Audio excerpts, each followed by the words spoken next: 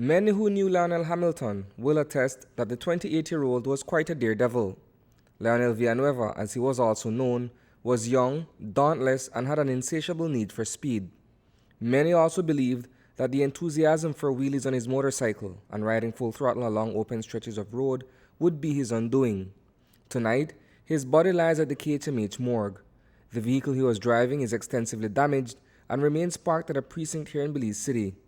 Hamilton was fatally knocked down just before daybreak on Saturday morning. Around 3:05 a.m., personnel from Precinct 4 were dispatched to miles 4.5 on the Phillip Goldson Highway, where officers discovered the lifeless body of Lionel Robert Hamilton, who was lying face up on the side of the road. That would be on the right-hand side when traveling from Halover to Belize City.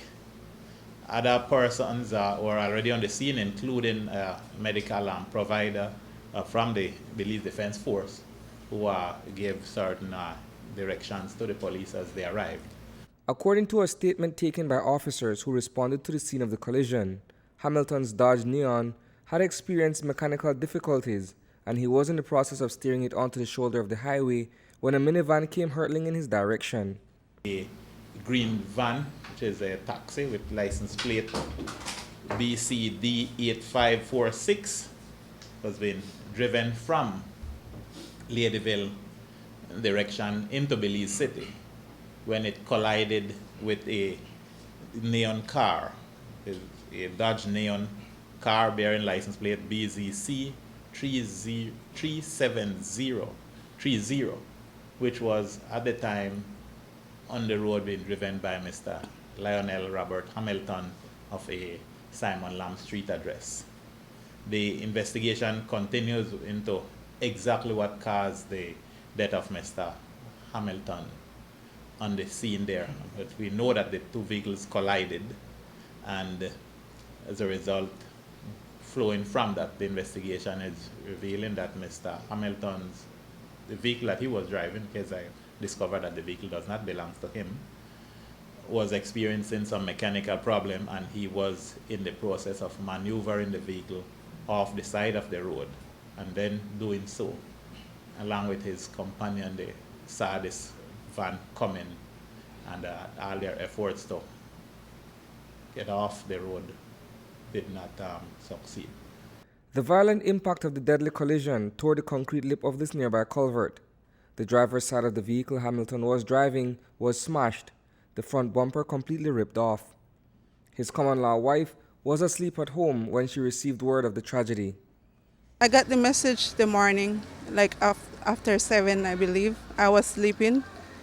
Yeah, because I was waiting for him, because when he go out sometime and party, he usually come home and he hurry rush and bathe and get ready for work, and then, because he start work 8 o'clock.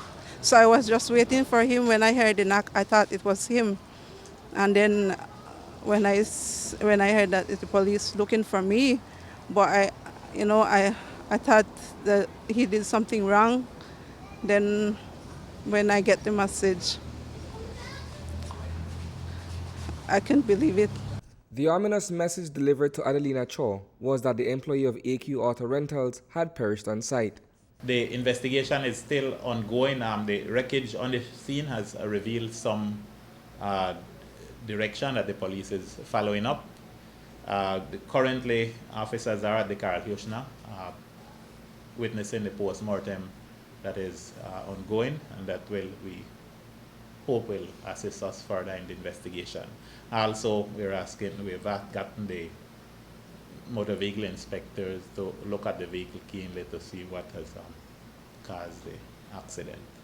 Can you guys determine at this point whether or not the driver, Mr. Panting, may have been under the influence of alcohol? Was he speeding? What are some of the factors? My officers, from the impact on that piece of highway, what I have observed personally, I believe that speeding was a factor in the collision. Further, at the time the road was dry and there was no other traffic on the road, from what persons are saying who came up on the scene. Even the two vehicles in that time was Mr. Panting's and Mr. Hamilton's vehicle. Hamilton leaves behind a son. According to his common-law wife, she always warned him about speeding. He loves speed. Yes, he does love speed on motorcycle. I know he likes to do wheelie a lot, but when I talked to him about speed, he said he know where to speed and he will know where not to speed. That's what he always tell me, because I told him every time, don't speed because we have a child and we need you around for him. That's why I always tell him.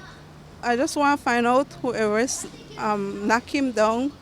I just want him to help me with his burial or with his son in any way they could, because I haven't get the person's name. I don't know who he is, but if he could come forward, I will greatly appreciate it. The driver of the vehicle has since been served with a notice of intended prosecution. Reporting for News 5, I am Isani, Cayetano.